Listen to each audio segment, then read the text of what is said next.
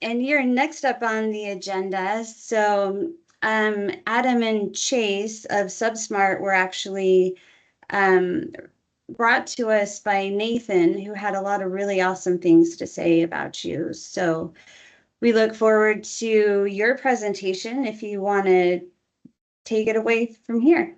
Sure. Well, thank you so much for the opportunity to share with you guys. I'm not sure if you guys are familiar with us. I'm Adam Beamish. I'm also the president of Mark Beamish Waterproofing. We're a member.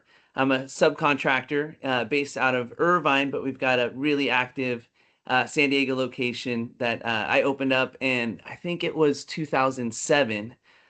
So we're an active member of the San Diego subcontracting community.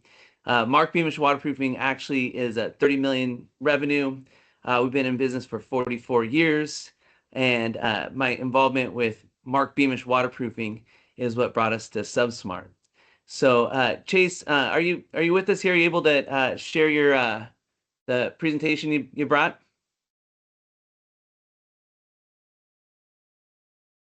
Hey, sorry guys, I'm just I'm struggling with Teams trying to unmute. Yes, I can share. All right.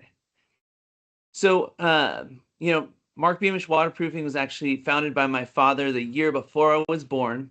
I took over the reins in 2009, and from that time, we've tripled the business, which involved scaling, which I'm sure several of you are subcontractors out there and have struggled with scaling a business in subcontracting before. But kind of principal estimator or challenge that I faced was dealing with adding estimators and maintaining uniformity across the different estimators that we had. Initially, I knew what I was doing successfully. I knew what the other kind of top estimators were doing successfully, but being able to like replicate that and ensure a certain level of quality and standards across a growing organization was a real challenge for me. And that's when Chase and I got involved about 10 years ago. Software and systems were part of the solution for us in scaling the business. And we got together, built our own full ERP at the time, and it worked really well for me. Over the course of 10 years, I started talking about it, and friends were asking me, so what did you do? How did you scale? What worked for you? And I started kind of consulting and helping them in kind of like ad hoc environments. And then one night I was late and up kind of daydreaming, thinking about things. And I was telling my wife, I said, I really think we've got a business here with this software. And then within the course of just a couple short weeks, Chase reaches out. He's not based in Southern California. He says, that software we built is the best thing I've ever done in my career. I think there's a business there. So it was kind of divine inspiration that brought us to this point. That was about 3 years ago. And we've been serving subcontractors throughout the United States for the past 3 years. Chase, you want to talk a little bit and do the show and tell here? Yeah, absolutely. Hey, you guys, and apologies, I'm trying to share, but also you'll see me on twice because I'm going to be sharing a mobile demo later. So just so you know what's going on there. But yeah, I would love to. I just wanted to add on to what Adam was saying. So 10 years, what is an ERP in the subcontracting business? Well, we are a full end-to-end platform built by subcontractors for subcontractors. And that goes all the way from an initial ITB all the way through to a schedule of values, change orders, and a mobile application for operations and scheduling. So you guys can see here some of the scope of our product. I know it's pretty broad. The things in light blue are the things that we have done already, and the things in yellow are things that we're going to be focused on upcoming here. And really what we found when we were building this is that some systems out there, they're really built more for general contractors. So this presentation is really more aimed at subcontractors. Not to say that a GC couldn't get value from what we've done, but I'm going to show you guys sort of a day in the life of a subcontractor and show you some of what we've built here and how that impacts the subcontracting space. All right, so without further ado, let's get into it. Anything you'd add here, Adam? Nope. Perfect. Well, let me shift over then. So, oh, just, sorry guys. Now you may notice these blue clouds everywhere. We are built on the Salesforce platform and enterprise level infrastructure, architecture, scalability, and also just native capabilities for mobile and other things. So just so you guys know, if you're wondering behind the scenes, but you know, like any good story, it always comes back to data.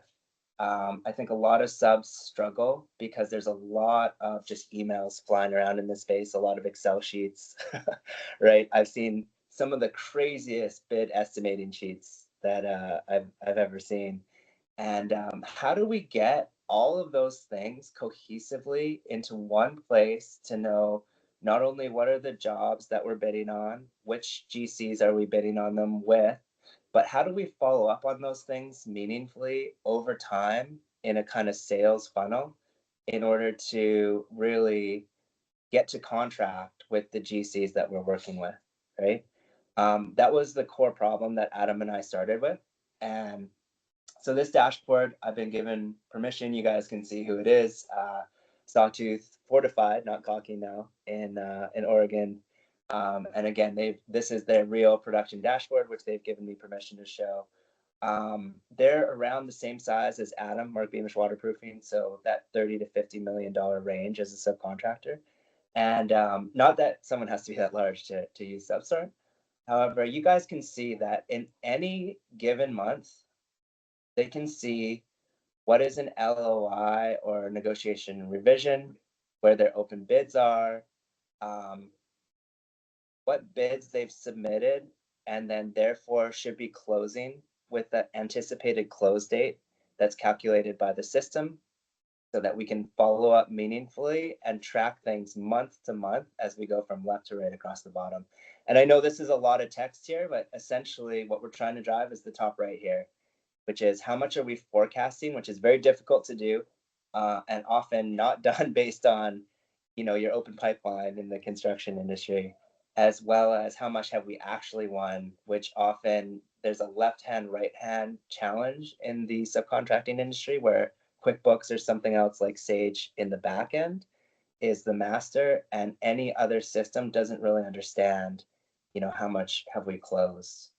So Adam, I don't know if you'd add anything because I know you. Yeah, a couple of things that I'd add. Yeah. When we first had the challenge, you know, forecasting is so important, especially as the business begins to scale, and knowing kind of resourcing and cash available if I need to go get credit to buy more materials, and just for me to be able to get a forecast like what Sawtooth has now and what I've had for several years now.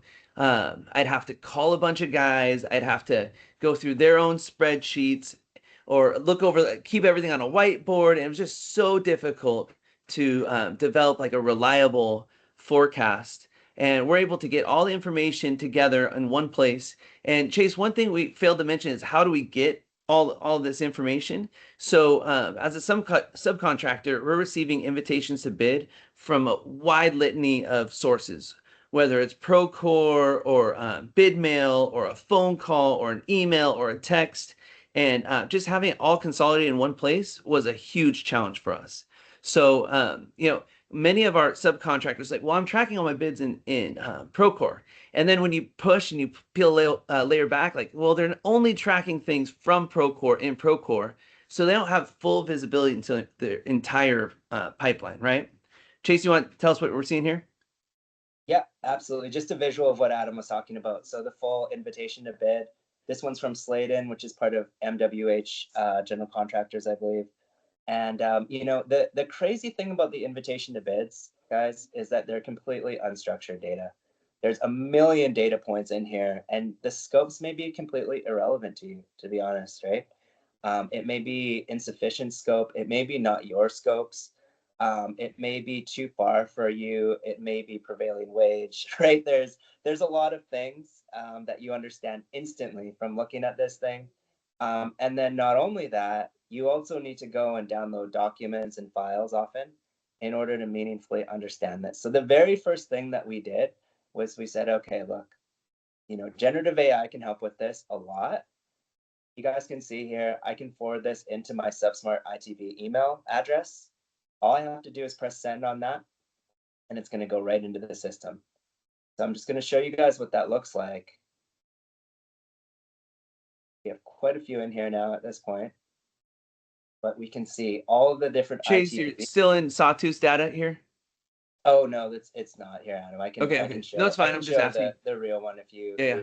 if you want to see an example of a real one that's been forwarded in here. Mm-hmm. So guys, what are we looking at here? Because I know there's it's hard to look at technology. At the very top, the jobs matching the address. So one of the big challenges we saw was that as we get more and more ITBs as a sub, it's hard to track what are we already bidding with whom, how far along are we, and what's our visibility to that, especially when we have different teams.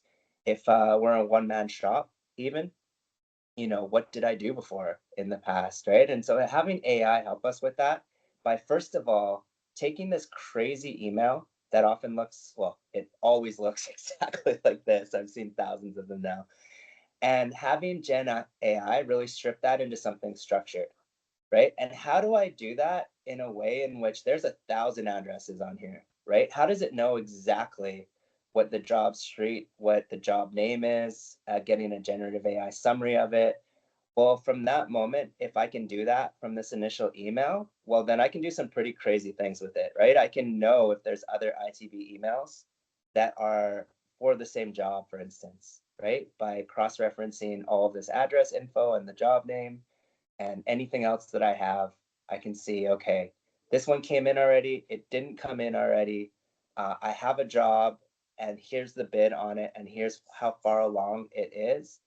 And then all I have to do is go through a simple step-by-step process to convert from my existing into creating a job and a bid, which is where I'm going to go next here. Okay, so I'm just going to pause here and and make sure that we're tracking. Mandy, I'm gonna ask you. Do you typically take questions, or should we just keep rolling? I know we're on a limited time here. Yeah, we do. So maybe we can pause here for any questions that anyone might have. We're scheduled through 11:55, so we have 10 minutes. If there aren't any questions right now, then yeah. We'll keep rolling. Yep, awesome. 10 minutes. That's good context. So I'm just gonna show you guys just the two remaining things that I think are really different about SubSmart. After we have a job and a bid, so we would hit this button and we would convert to a job and a bid, and it would respect any job and bid that's already in the system. Okay, so I'm just gonna choose an example of one here that's still bidding. Again, this is a real example. But here, this is the second challenge that we often saw, is that we might have multiple bids, even for the same GC, where we have different teams that bid differently and submit bids differently. We might have bids across different GCs, right? And we need to track all of those things independently and interdependently in the way that we submit them, along with due dates and everything else. And so just having it in a simple view that is centric to the job was the next thing that we found really important. So not only did we map the best data over from the ITB, but now we can really execute against these bids. And so hopefully the sales forecast dashboard that you guys saw earlier is starting to make sense, right? We are sifting through the initial wheat of the ITBs. We are taking the best things and pushing them forward into what we want to bid on. And we don't want to inflate our forecast by counting this value twice. I'm only going to win this job one time. I'm not going to win it for two GCs aren't going to win the job, and I'm not going to get two contracts. So don't count that twice in your forecast. That was an important to get some good clarity and truth in our data. Absolutely. And so really, no matter, you may be saying, hey, okay, look, this is great, but we have our own way that we build out our bids and our scopes and our proposals. And, we have a way that we've been doing it a long time. It involves Excel and PDFs and, and other things. I've seen others that use, systems that are out there as well. And so just to say that we work with any of the different providers that are out there. Here's an example here. But actually this customer of ours, they have their own bid sheet, to be honest. And it's quite a complex bid sheet. And what we're able to do is simplify. So what we do is we take the top level scopes and we take the top level budgets for labors, materials, drive time, and anything else that you guys want to track. It's completely flexible because we're a platform and a product. And what we can do is dovetail that into SubSmart with just a few clicks of buttons. So let's say that you did have it in Excel. We work with a partner called Valorex, which is just an Excel connector. And basically, it's as easy as choosing the job and the bid that you want to merge these over to and pushing go. And so they're bringing dozens of scopes over, and their estimators didn't have to change a thing. Yeah, So we found early on that every subcontractor we've spoken with, right, Chase, has like a sacred document of how they will estimate and arrive at all their costs for the proposals, and we've been able to work with everyone so far. Yeah, absolutely. Awesome. Okay, we have 6 minutes left. 2 more things, so I want to stay honest to that. Let me keep rolling here. So I'm gonna go to one that is a little bit farther along here just to show you guys. Let's go to one that's in progress here. And so let me just explain what are we looking at here. So another thing that we found is that even if we track our initial scopes and the way they're bid, which is what's represented on the left here, you guys could see it could come from anywhere. It lands in SubSmart. We need to map that to how we got the contract back on the right-hand side. And that might include pre-sales elements, like we take 3% off the top. It might include upfront billings, many other things that you guys know come back in your schedule values. Yeah, taking a deposit or billing for submittals or something like that. And so it allows us to structure it in the language of the general contractor and to execute against that as well. So we're speaking the same language. So by the time it gets to operations, everyone is on the same page, speaking the same language. And we're starting to get things like files, documents, submittals, and everything like that aligned so that we can use all that data downstream so our operations team can really do their best work.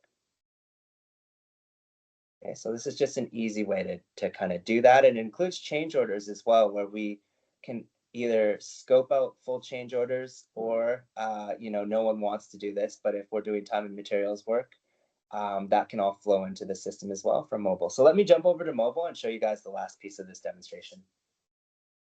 And I know we're flying at a mile a minute here, so I hope this is valuable for everyone. For sure. Any questions before we switch over to mobile? Nathan, is this something you're using at Erickson Hall? No, we're not.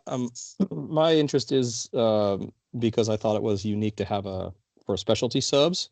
For Like, sure. Adam said it, like they're a sub, they have a product for subs, and subs can speak what subs need to know. Like, so I thought that was interesting because I know that AGC is more than just general contractors. So that's why I kind of wanted to see about having a product that was, written for specialty subs. Yeah, I felt when I was on the journey looking for software that was a case of like Goldilocks. Like there's great software platforms for GCs, and then there's really good products for like service contractors that will do, house calls or, plumbing or HVAC for residents. But really, I felt like I was Goldilocks trying to find the right sized bed or something. I just couldn't find anything that fit us. So we think we're serving an underserved market here. Chase, are you able to get that mobile going? Because I definitely want people to see it. I'm starting it now. I didn't want to distract from the questions there. But are you guys seeing my new mobile screen come up here? I'm seeing myself. Yeah. All right. Yeah, exactly. Unfortunately, right? There you go. Yep. So guys, we have a whole scheduling framework. I didn't get into the operations team side, but just know that as we get the schedule of values mapped, as the job progresses to ready and in progress, You know, our ops team can look at our backlog, start talking to our clients, and then start to understand, you know, what folks should be doing. So this is the mobile screen that a field lead or a production crew might see. Totally depends on your business. I'm seeing a distinction between the two. But really, they need to be very focused when they're out in the field, right? Where am I going? What am I trying to do? And what have I not done yet, right? It needs to be a very action-oriented, fat-fingered kind of screen. And that's not intended for any offense whatsoever. But you I've guys can kept on see telling here. Chase, make the buttons bigger. Yeah, we have that conversation at least one day. But you guys can see here, and I actually my clicks, because this is truly a mobile device here, it doesn't really show, but the job hazard assessment on the left, if it's not done, it will show in red. I can click on that button, and I'll just show you guys quickly, and do all kinds of things with it. Similarly to time and materials, if there was a ticket that was logged, if I need to get a signature for it, it all flows through the mobile device straight into the system for my project management or the rest of my project coordination teams or whomever to send a change order to the client, make sure we get paid. And I can email, the client can even respond on email, approved or rejected, and that can all flow back into the system as well. Yeah, one thing that we found in talking to a lot of subcontractors now is that right off the bat, we start asking them, you know, so what do you use? And they're pivoting over and over and over from one software platform to another, to another, to another. And one thing that we found has been really exciting with the emergence of AI is now we've become a hub for the entire project for all of our clients. And now AI has a ton of power because all the way from the invitation to bid through contract, scheduling, dispatch, operations in the field, all your data is in one place. And so now we're seeing great opportunities for optimization from AI because AI is only as good as your data set. And now that's all in one place. We're seeing our clients get a ton of power and value from the emergence of AI. So, you know, what we have today is exciting, and what we're building with the power of the AI and its emergence is really exciting. So, Chase, I think we covered all kind of three of the big rocks we wanted to. If I can just cover one other thing. So what I'm also seeing is that you know, the things that are represented here are the same things that you know, job logs, production logs, all the core things, but the differentiating factor is the way that they relate together, and then also their ability to action and put AI into any part of the workflow. And so really on any one of these screens, for any touch that I have of any button, I can actually bring AI into that workflow to do things like, okay, what were all the different moments that we were out executing on this job? How does that compare to the contract? And where do we want to take it from here, to ask the right questions of the crews that are in the field and have that flow back in, or to have it internally for folks that are assessing the health of a job or the schedule of a job or anything like that. So you guys are seeing a little bit of our UI here. I know we're at time, but I just wanted to say that last piece there. Awesome. Thank you both.